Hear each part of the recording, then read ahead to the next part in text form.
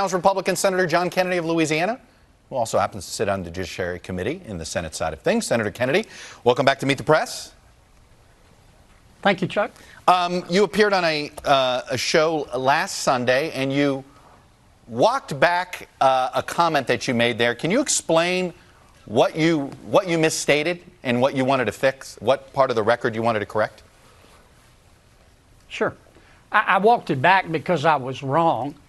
About Chris what? Wallace was interviewing me. I'm sorry? About what? What were you wrong about?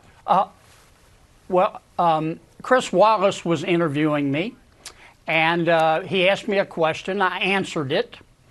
I thought he had asked me if Ukraine had meddled in the 2016 election. He didn't. He asked me if Ukraine was responsible for hacking the DNC computer, which is, of course, a form of meddling. I went back and looked at the transcript, and I realized Chris was right and I was wrong, so I said I was wrong.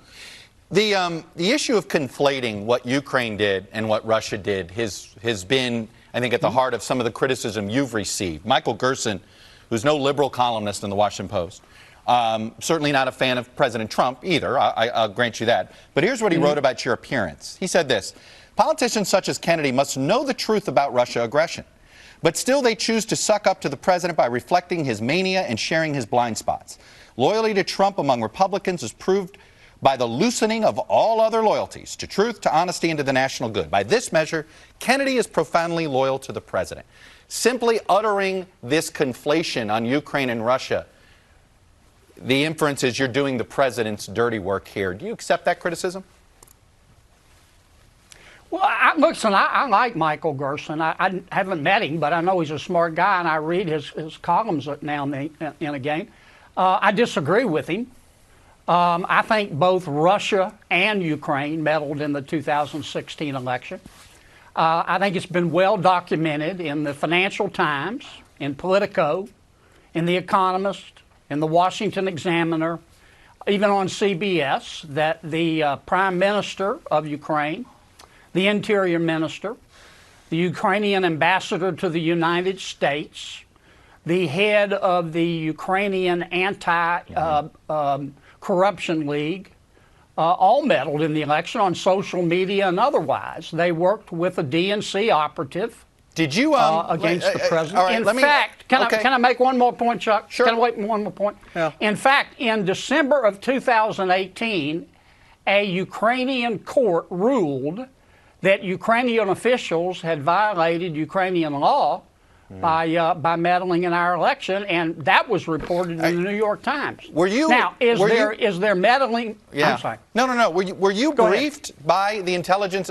According to the New York Times a couple of weeks ago, U.S. senators were briefed after Fiona Hill's testimony that actually this entire effort to frame Ukraine for the Russian meddling of 2016, of which you just made this case that they've done it, that actually this is an effort of Russia propaganda, that this is a Russian intelligence propaganda campaign in order to get people like you to say these things about Ukraine. They're trying to frame Ukraine. You apparently were briefed about this in the United States Senate by intelligence officials. Are you at all concerned you're doing Russian intelligence work here? I was not briefed. You didn't attend that briefing? And listen, You didn't attend the briefing on that? And I wasn't briefed. Dr. Hill is entitled to her opinion. But when the Economist magazine... When does opinion become fact? Does 17 intelligence services saying it? Does every Western intelligence ally saying Russia did this? I'm just sort of confused. At what point is it no longer an opinion for you? I don't think it's an opinion. I think it's a fact. I believe the reporting by the Politico magazine. You just said Fiona Hill. You just said Fiona Hill gave an opinion. I believe the reporting by the Financial Times. I believe the reporting by the Washington Examiner. You should read the articles, Chuck. They're very well documented. And I believe that a Ukrainian district court in December of 2018 slapped down several Ukrainian officials for meddling in our election as a violation of Ukrainian law. Now, I didn't report those facts. Reputable journalists reported those facts. Does that mean that the Ukrainian leaders were more aggressive than Russia? No, Russia was very aggressive, and they're much more sophisticated. But the fact that Russia was so aggressive does not exclude the fact that President Poroshenko actively worked for Secretary Clinton. Now, if I'm wrong, and if all these journalists are wrong, I mean, my goodness, wait a minute, Senator Kennedy, you now have the president of Ukraine saying he actively worked for the Democratic nominee for president. I mean, now come on. I mean, I got to put up, you realize the only other person selling this argument outside the United States is this man, Vladimir Putin. This is what he said on November 20th. Thank God nobody is accusing us anymore of interfering in U.S. elections. Now they're accusing Ukraine. Well, let them sort this out among themselves. You just accused a former president of Ukraine. You've done exactly what the Russian operation is trying to get American politicians to do. Are you at all concerned that you've been duped?